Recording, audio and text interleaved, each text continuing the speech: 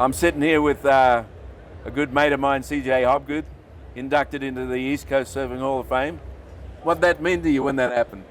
It's funny because you have all these feelings, and you could relate to this, because sometimes you'll get inducted to the Surfing Walk of Fame, and for me, I was emotional. I was so much more emotional about the East Coast Hall of Fame, having in Orlando all my sort of friends and family. So for whatever reason, it hit me harder. It hit me a lot harder because, these are people that when you're an embryo, were trying to help you out. They didn't know if you were going to be good, or they didn't know what you were going to do. They just wanted you to go have fun, So it meant a lot to me, the East Coast Hall of Fame, more so than probably anything else, Well, you won a world title. That must have meant something. I know, but winning things when you're sort of in different seasons of life, you're able to enjoy it more, The world title continues to grow and grow. I was looking at something the other day, and they had how many Australian champions there were, and then I saw the Hawaiians, and then I saw the Americans. Oh, but did you look lately at the Brazilians? They've owned the decade. Yeah, that's it. So the Brazilians were there, and I was looking, and then it was funny because when I looked at the Americans, and then I kind of was taken aback when I saw my face because sometimes I forget, and I was like, oh, that's pretty cool.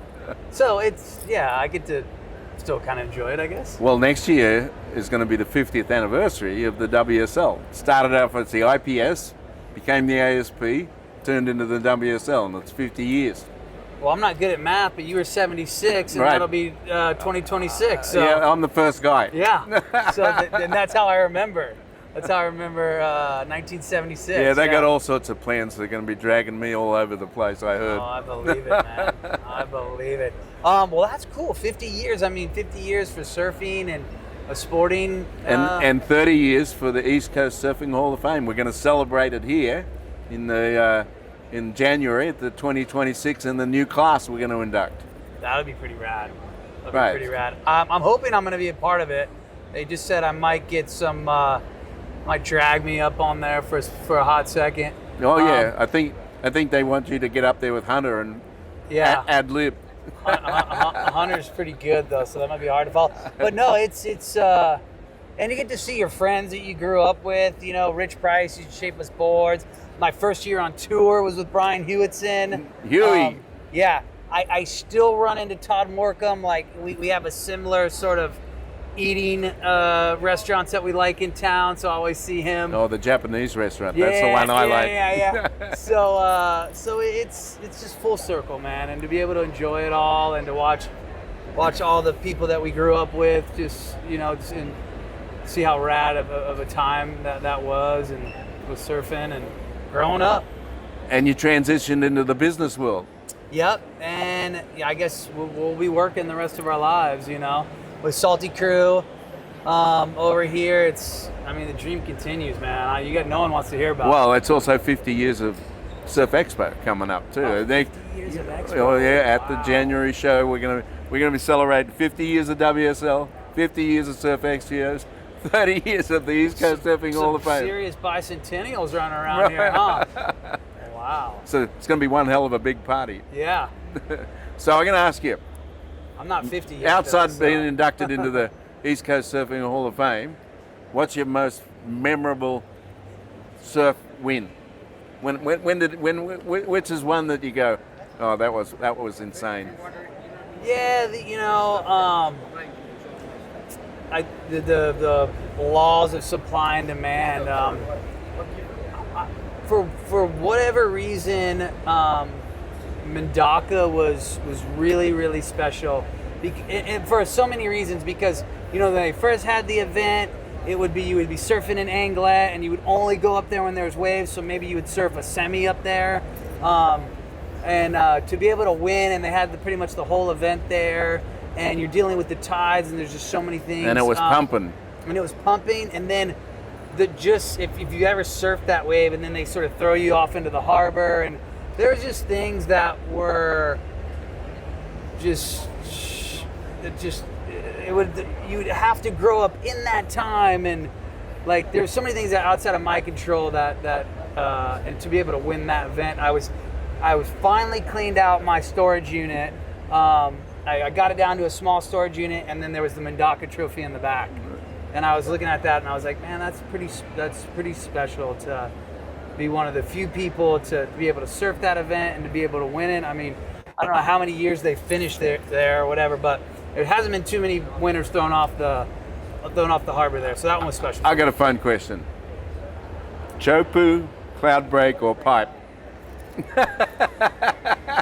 You know, because you were good at all of them. Yeah, and Chopu, Fiji, Pipe, Hawaii, they definitely captured my imagination and my heart. And I was getting really, really fired up on whoa, they might have the event at restaurants. You know? Oh yeah. For the well, remember how good we had it for Rusty Yes. that one time? So going out there with you when I was 15 years old, surfing restaurants, and then being able to surf, you know, quite a few heats out there. I was like, that's it, dude. I still think restaurants, because back to the supply and demand, it just doesn't happen every single day, and when it does, it's so special. It's like J-Bay, it's the most perfect wave. Best backside left I've ever surfed. So challenging. So how do you, they're kind of oxymorons, right? How do you have a perfect wave, but it's so hard to surf? If it's perfect, it should be easy, right? J-Bay in restaurants, they're perfect waves, but they challenge everything in your surfing ability. Okay, so if you can only surf one of them, Chopu, cloud break, or pipe? I mean, I am getting older. Well, in your prime. But the curve, the learning curve for Chopu was like nothing I've ever experienced.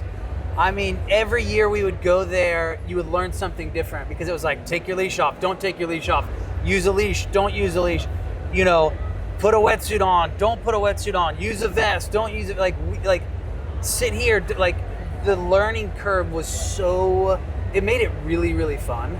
You know, every year you would show up and like, okay, is that wave rideable? Oh no, you got to tow that. So I think Chopu for the sheer learning curve, and I know we're at a spot now where, you know, people know a lot about it, but man, it was, I remember days paddling out there, and like Strider and McNamara would be on the ski, and they're like, I don't think it's rideable.